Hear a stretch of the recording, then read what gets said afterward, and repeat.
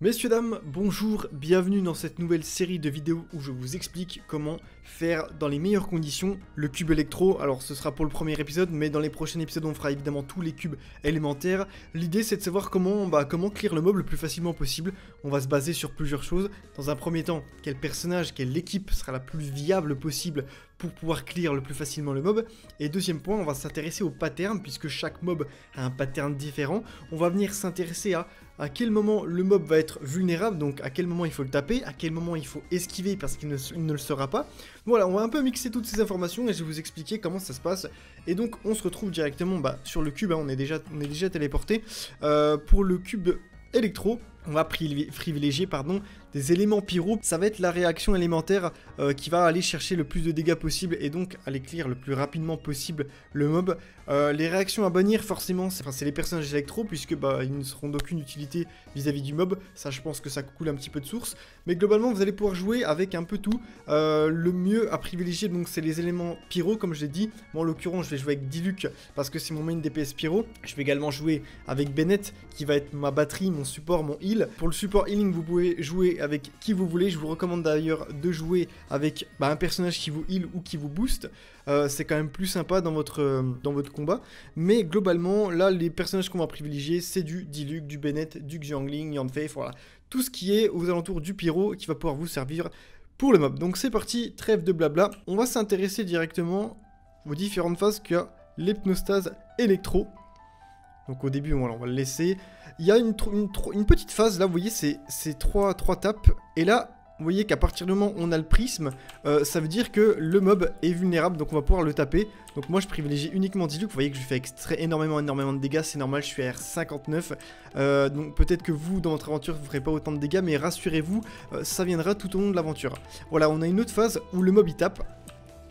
Je vais essayer d'y aller tranquillement parce que le but c'est pas de laver le mob, parce que moi si je veux, sans aucune prétention, je déchire le mob en 30 secondes et c'est pas le but. Mais voilà, on a des phases comme ça, le but ça va être de repérer quand est-ce que le mob est vulnérable, quand est-ce que le mob ne l'est pas. Là par exemple, en l'occurrence, c'est du pattern, et donc dès qu'il passe sous cette forme là, vous savez que c'est votre moment où il faut aller le chercher, il faut aller le cogner.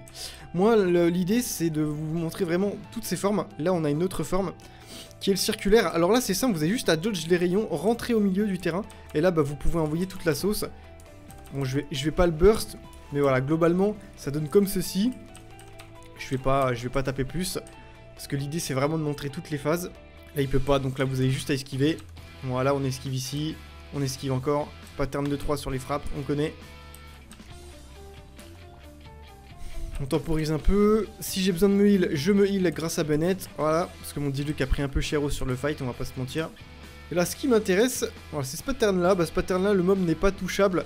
Donc il faut juste s'éloigner le plus possible pour avoir la plus grande marge de manœuvre pour éviter les espèces d'escaliers électro qui arrivent. Si vous faites toucher, forcément, vous allez prendre des dégâts.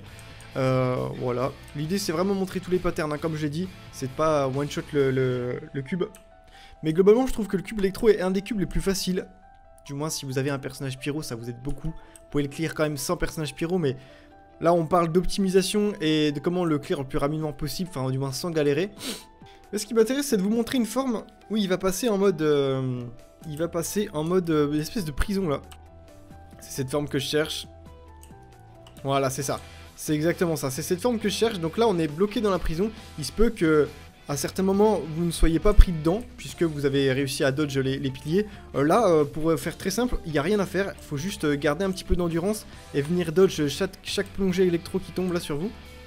Voilà, comme ceci. Et là, on a vraiment vu toutes les formes. Là, vous voyez qu'il reprend le pattern du tout début, avec les 3 frappes. Moi, je les appelle pierre, feuille, ciseaux. Et là, on va pouvoir aller le terminer. Voilà. Donc là, c'est pas vraiment encore fini. Il reste une dernière phase à venir chercher, et c'est là où l'élément pyro est très important. C'est que c'est le meilleur élément qui va venir péter les prismes, parce que là, pour l'empêcher de se régénérer, il faut vaincre ces petits prismes là. Je peux pas, ah non, j'ai pas de compétences, c'est pas grave. Voilà, on va faire comme ça. Bon, les manques de peau là, je ne l'ai pas eu, donc l'hypnostase a récupéré une partie de ses HP. Bon allez, on recommence le même pattern, pierre feuille ciseaux, classique.